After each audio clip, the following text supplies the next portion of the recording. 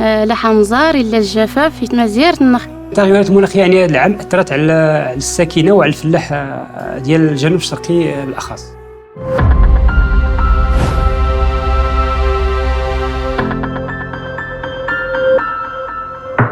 Dans un Maroc où les territoires sont menacés par la désertification, les oasis sont particulièrement sensibles et vulnérables au changement climatique. Et les conséquences sont multiples, tant pour l'environnement que pour les populations. Il est donc urgent d'agir. C'est pour répondre à ces problématiques qu'en 2015 a été mis en place le PACZO, le projet d'adaptation au changement climatique dans les zones oasiennes. D'une durée initiale de 5 ans, il a bénéficié d'un don du Fonds d'adaptation au changement climatique, 9,97 millions de dollars.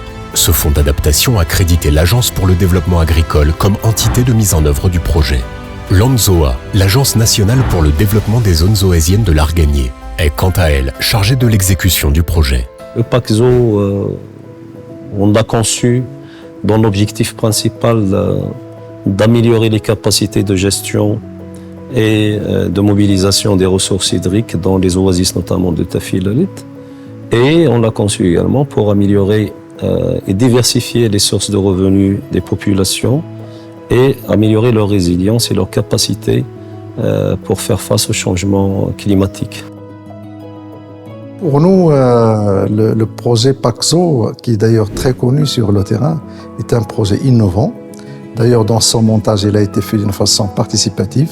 Donc, on a impliqué tous les acteurs déjà pour la préparation du projet et pour la définition des objectifs. Parmi les actions principales, c'est la problématique de l'eau.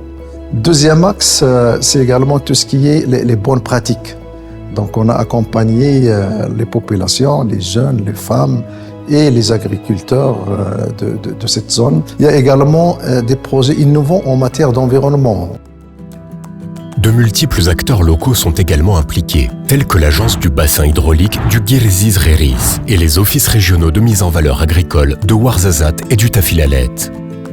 Le PACZO cible 2 zones de la région Dra Tafilalet, le bassin du Reris et le bassin d'El Maïder, qui couvrent les provinces d'Er Rachidia, de Tinrir et de Zagora. Au total, 40 000 personnes ont bénéficié du PACZO. Le projet a particulièrement ciblé les petits agriculteurs, y compris les femmes oasiennes, les coopératives agricoles, les acteurs du tourisme et les ONG impliquées dans les activités d'adduction d'eau potable, d'éducation, de sport et de protection de l'environnement. Dans les oasis encore plus qu'ailleurs, l'eau est la source de la vie et du développement. Pour la préserver, le PACZO a contribué à l'aménagement de 45 retaras et de 53 seguillas et à l'édification de 25 murs de protection. Il a aussi permis la construction de seuils de recharge de la nappe.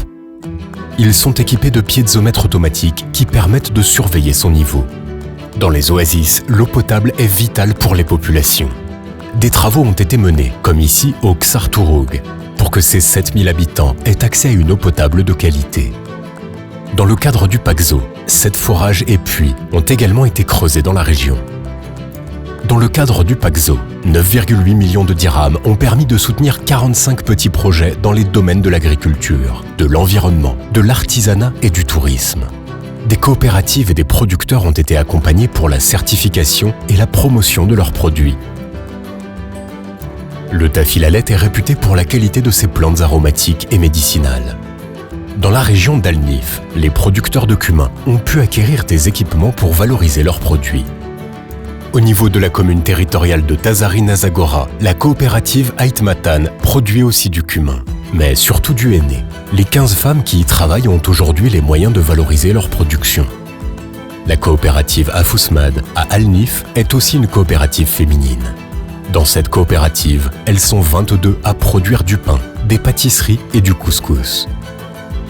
Dans la région de Zagora, ce sont des poulets de chair que produit la coopérative El Araba. Grâce au PACZO, elle a pu acheter du matériel et développer ses activités d'élevage. Les écosystèmes oasiens sont particulièrement menacés par les changements climatiques qui risquent d'accentuer certains phénomènes naturels, tels que les incendies. Pour protéger les oasis, des accès sont aménagés et des points d'eau sont créés. La population bénéficie de caravanes d'information et des panneaux rappellent le danger. À Tinjdad, 8 associations ont également reçu du matériel de première intervention contre les incendies. Autre menace, l'ensablement. 24 000 mètres de linéaire ont été installés dans la zone de Zagora. Et 120 hectares sont protégés dans la région d'Er Rachidia, comme ici, en faveur des douars Aïd Ben Omar et l'Arksiba. Préserver le monde d'hier et protéger celui de demain. L'adaptation au changement climatique a pour but de laisser un monde meilleur aux générations à venir. Le PACZO a permis la réalisation de plusieurs projets qui visent à sensibiliser la jeunesse aux problématiques environnementales dès l'école, à lui offrir les meilleures conditions pour apprendre et étudier, et à s'épanouir dans des activités sportives et culturelles par l'acquisition d'un véhicule de transport. Grâce au PACZO, le Maroc ambitionne de permettre aux populations de la région de Ratafilalet de s'adapter aux effets des changements climatiques. Il veut pérenniser les oasis en tant que biosphère et valoriser leurs produits spécifiques. Ce sont les conditions indispensables au maintien des équilibres fondamentaux d'une région particulièrement vulnérable. Et c'est ce qui permettra au programme PACZO d'avoir valeur d'exemple.